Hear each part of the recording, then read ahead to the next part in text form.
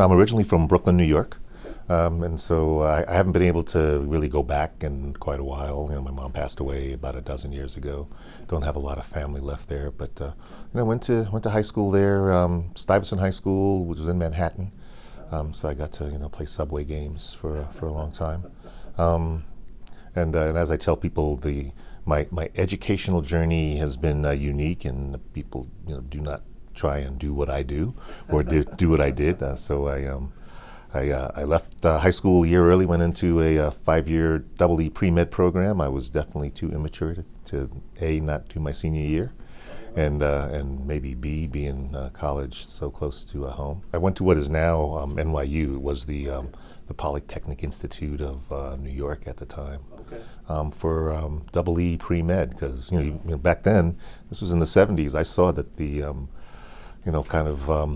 computers and engineering and medicine, so medical devices, et cetera, were really starting to be a thing, and I wanted to be a part of that. But what was interesting, though, so Polytech did have a lot of key people in the computer science area, and I found that I really loved that. So I was, I actually attended several computer science courses that I wasn't enrolled in, and may not have gone to some of the classes that I didn't like as much, but found my love for computers continued. As a matter of fact, my high school had one of the early computers, and back in the early 70s, and so I learned to program during high school classes in math and science as well. So after a couple of years of college, I actually worked in a law firm.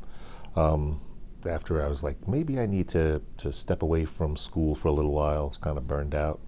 Worked in a law firm around the corner from the World Trade Center. And then I joined the Navy, 1976, 19.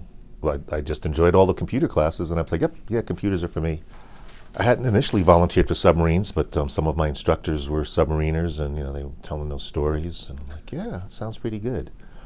So I volunteered for submarines, and went through. So I did 10 years as an enlisted, came up and made Chief Petty Officer, and following that, I got selected for the Limited Duty Officer program, which is, we like to say, it's the most selective officer program in the military, because you have to have been a successful enlisted person for 10 years, and then the selection rate among them is so high. Now, I think people that go to the Naval Academy would disagree, but they're not here right now.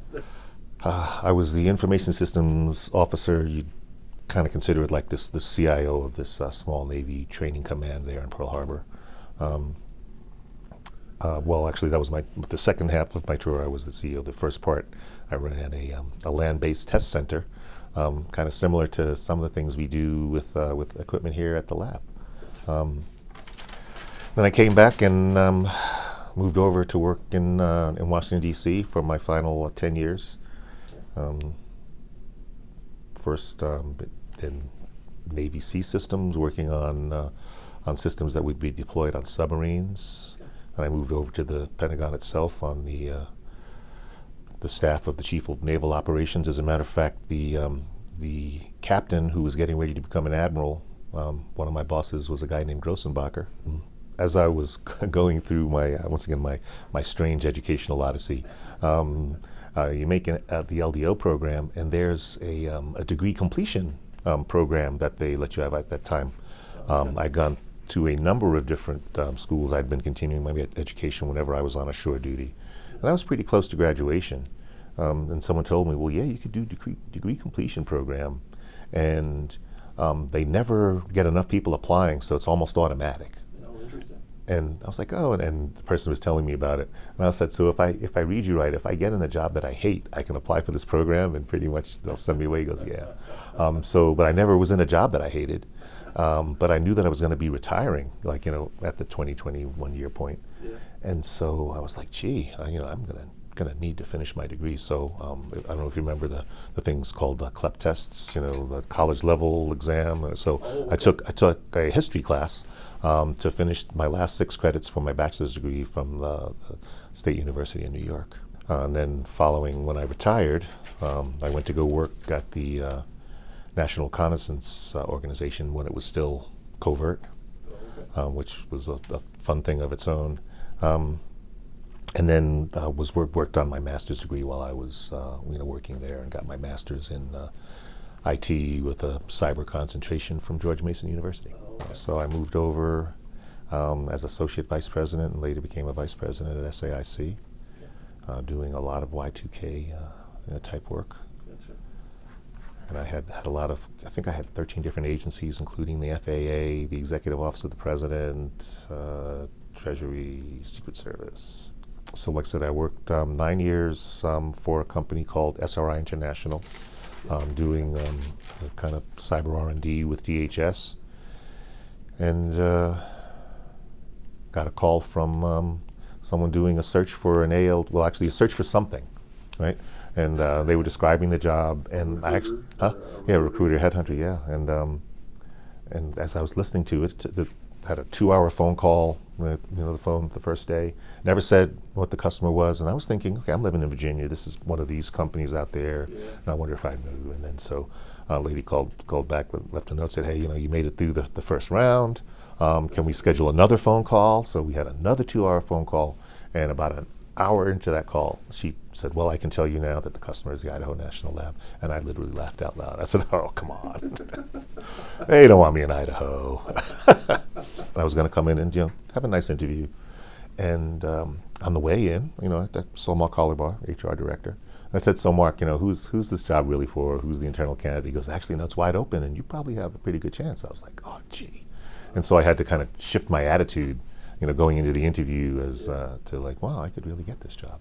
And I know that the ALD job at a national lab, and especially this one, is it's a great job. It's a high impact for the nation and the world, and especially for me, INL. I can't imagine that I would have gone to another lab. And let me tell you, that's one of my favorite stories. Starting out as ALD, I guess.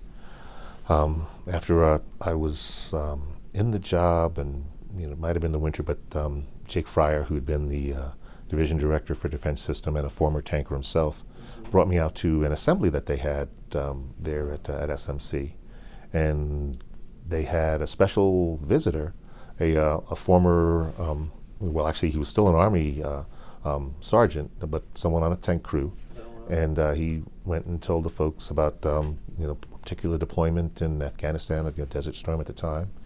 And he said, our vehicle came under rocket fire. We took a direct hit to the turret of our Abrams tank, and because of the armor that you guys made, all of us walked away from that. Wow. And and I still get emotional, thinking about that. And the people there were all like, you get to know. I mean, they really know that they are doing something vital. Not just for America, but for people, for Americans. Follow your passion is it's a cliche, but it can actually lead to enjoying your work much more. I think one of the other things that I've kind of been saying is that collaboration. You can do a lot on your own, but you can do a lot more with help.